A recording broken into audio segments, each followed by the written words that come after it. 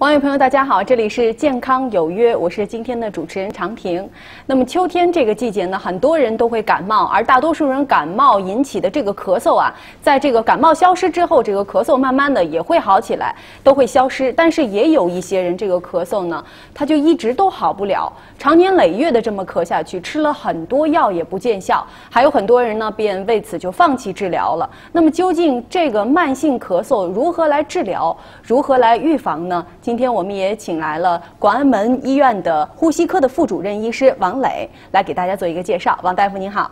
主持人好，各位网友大家好。首先请您给大家介绍一下我刚才讲的那些症状哈，我们在医学上叫做慢性咳嗽。那么这个慢性咳嗽和我们普通的咳嗽有些什么不同之处？咳嗽呢作为一个症状，它非常的常见。就像您刚才提到的慢性咳嗽，它实际是有一个专门的定义。就是咳嗽作为唯一的一个症状，它超过了8周，而且去做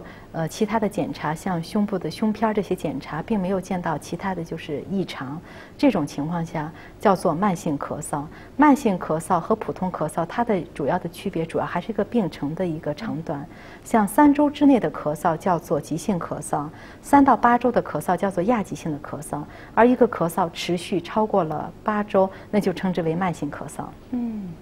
这个咳嗽，那么究竟我们想知道，就是这个慢性咳嗽和普通咳嗽它是不一样哈，但是什么样的因素它引发了这种慢性咳嗽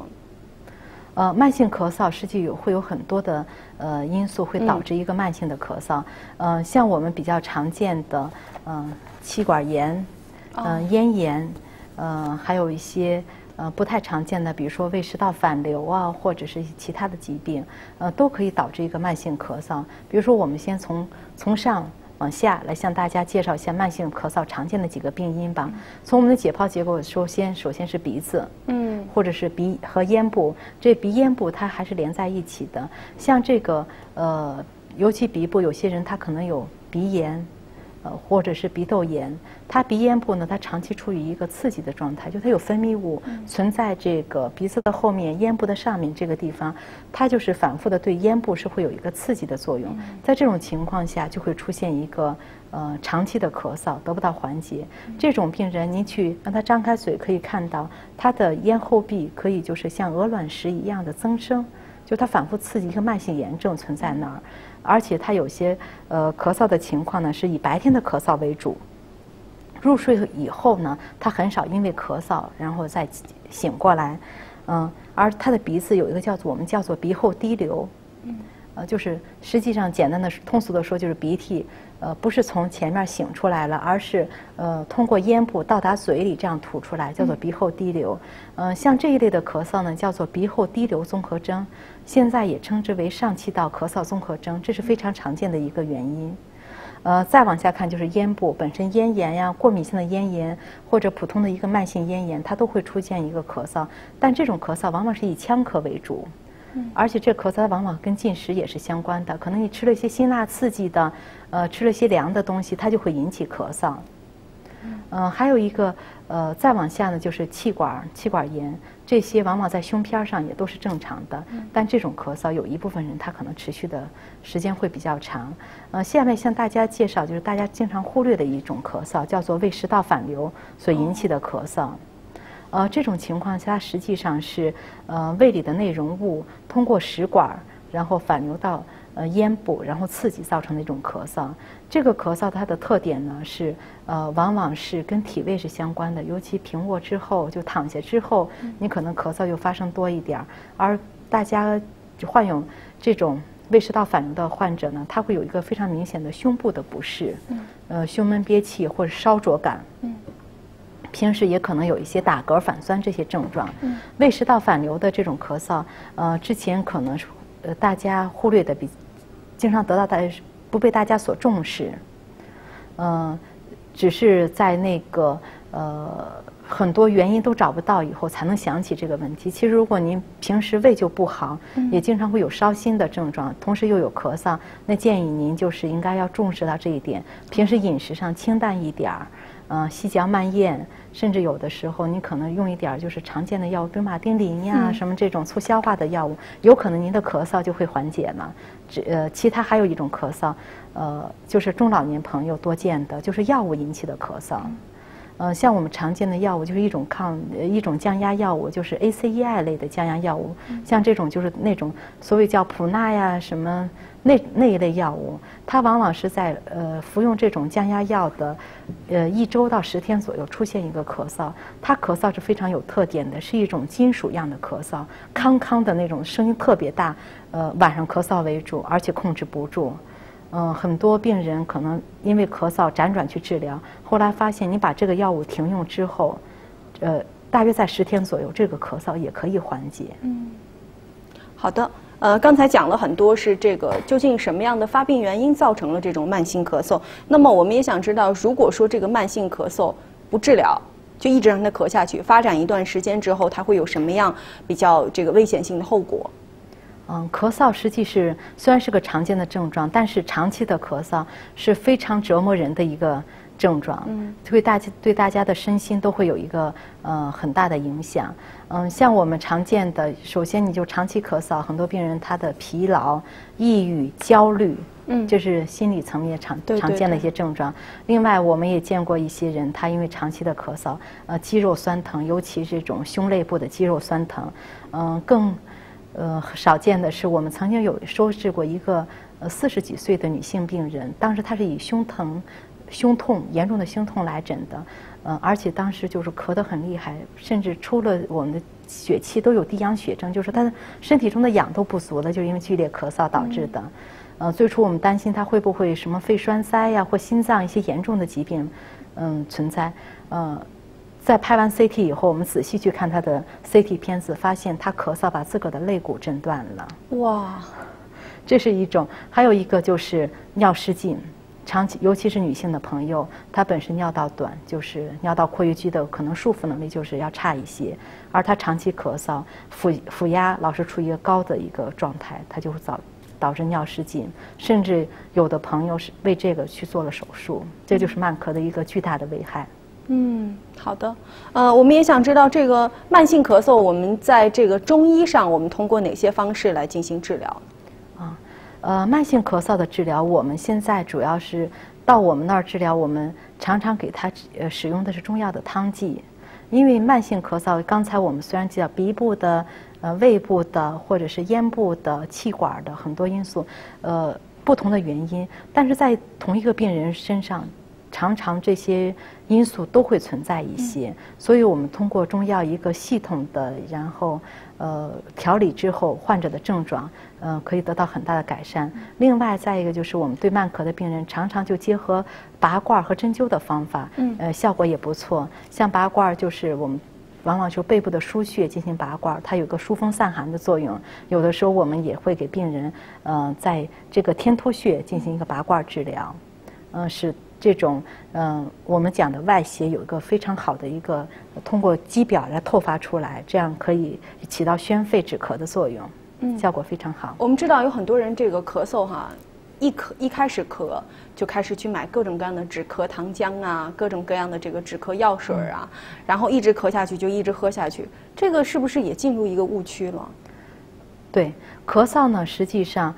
虽然给大家带来很多不适，但尤其是在一种初咳的时候，如果您是感冒了呀，或者是受了什么邪气的侵袭以后，咳嗽是人体的一个自我的保护措施，是一个非常好的一个咳嗽反射呢，可以很好的保护人体。所以我们不建议就是您在感冒或者着凉之后，一开始咳嗽的时候就使用这种止咳药物。往往我们使用一些止咳的药物都是在一种就是咳嗽延续的时间非常长了，确实对大家的身心都有影响之后再使用，否则的话，您可能一开始就用一些包括可待因呀，或者说一些含有罂粟壳之类的药物来止咳的话，当时咳嗽是止了，很可能过一段时间您的咳嗽还是要发生，所以就是针对病因的治疗是最关键的。好，来看一下网友的问题。这位他说，我女儿4岁了，有慢性的咳嗽，咳嗽了已经有2个月了，常常是在晚上和早晨发作，运动后加重，痰少，应该怎么治疗？用点什么药会比较好？这位网友提到的咳嗽2个月，这就已经属于我们慢性咳嗽的范畴了。建议呢，而且是儿童的话，建议他一定要带到这个门诊来治疗。来检查一下，让医生去听一听，看看他的咳嗽是不是伴有一些喘鸣啊，这些情况。必要的时候就查一个肺功能和过敏原，来除外一下咳嗽变异性的哮喘。像这网友还提到了，就运动后的加重，而这种运动的以后的一个咳嗽呢，或者是喘息呢，本身也是哮喘的一个特殊的一个表现。建议他应该进一步的检查一下。好，这位患者他说，今年是53岁，慢性咳嗽已经10年了，感觉好像是鼻和鼻窦分泌物后滴刺激咽喉部位这个反射引起的慢性咳嗽，有慢性的鼻炎，遇风冷然后就马上起咳，咳个不停，非常的敏感，平时非常的怕寒怕冷。那么想要问一下大夫，这个怎么治疗和调理？像这个网友所提到的这个情况呢，就是明显的，这属于我们刚才提到的鼻后滴流或上气道咳嗽综合征的一个表现。像他应该就是鼻窦的一个症状非常明显了已经，建议他去耳鼻喉科先去看一下，看看鼻窦是不是有一些炎症啊，或者必要的时候做个 CT 看一下。像他这种慢性咳嗽，一方面，是要去耳鼻喉科把鼻子的问题解决一下；另外一方面，还是建议他要做个肺功能，看看他是不是已经有了气道的高反应，就是也是处于一个哮喘的状态。当然他说的是遇风啊、遇冷咳嗽，我们除了一些中药的治疗之外，还可以建议他去贴一下3伏贴，因为我们3伏贴它主要的作用呢，就是一个叫做温肺散寒，的一个作用。像对这种遇风、遇冷、咳嗽、喘息症状都会有一个非常大的改善。现在3伏贴在全国各地开展的都比较多，应该在每年的就是头伏的第1天贴服，时间呢大部分都是在7月份的7月10号左右。好，来看这一位，说儿子今年8岁，慢性咳嗽，从小到大吃了不少药，可是最近吃抗生素都不管用了，希望要求助于中医，有没有什么好法子？像这个咳嗽了很多年，首先这位网友说，在咳嗽的时候一味的使用抗生素，这个是我们不提倡的。还是就是一个慢性咳嗽，首先要找原因，因为不同的原因，比如说您是接触了什么过敏源以后的咳嗽，跟你胃不好的咳嗽或嗓子鼻子不好的咳嗽，治疗是完全不一样的。所以这要根据他找着病因以后，我们再进一步的治疗。那么这一位他说，我今年26岁了，被咳嗽折磨了1年了。起初呢只是咳嗽，输液治疗后好转，但平时呢还间断的咳嗽。半年前呢咳嗽突然加重了，拍片是右下肺炎，然后又是西药输液治疗了3个月才好了，最近又咳嗽，而且很厉害。为什么1年下来这样反复？请问我该吃什么药？现在呢想要通过中医来治疗，那么应该吃些什么药？这位网友所提到的咳嗽呢，它是反复发作了1年，时好时坏，而且中间有了肺炎的这个表现。经过了非常长的一段时间的抗感染治疗，像这种情况，我们建议您现在又开始咳嗽，一定要拍个片子，看看您是不是又发生了肺部感染，而且要跟以前的片子对比一下，是不是在同一个位置。如果在同一个位置，您是反复的出现咳嗽，而且如果伴有卡痰很多的话，那有可能您是一个支气管扩张的一个患者。很多人可能年轻的时候，很多朋友他年轻的时候或很小的时候他得过麻疹，或者很小的时候得过严重的一个肺部感染，这样在肺发育的过程中，就有可能就出现支气管扩张这种情况。支气管扩张最通俗的讲，就像我们的自行车的内带，它没有长好，它那疏松了，然后它就扩张起来，所以它那容易发生细菌的定植。细菌长在那儿，所以当你身体稍微一弱、一劳累一点儿，或者接触了什么细菌呀、病毒之后，你就会又再发生咳嗽。像这位朋友他讲的这种又是肺炎反复感染的话，那应该首先要除外这些肺的一些就是器质性的病变。至于中药治疗，可能是需要在当地要找一个好的中医，然后长时间的调理一下。好的，今天也非常感谢王大夫给大家介绍了关于慢性咳嗽的相关的知识，也希望在这个秋天呢，如果说您感冒了，您的咳嗽能够在随着感冒症状消失之后也能够消失，而不要慢慢的拖成这个慢性咳嗽哈。也非常感谢您收看我们今天的节目，在明天的节目当中，我们将为您介绍关于大家这个呼吸道的一个常见病之一咽炎，也希望您明天能够继续收看，再见。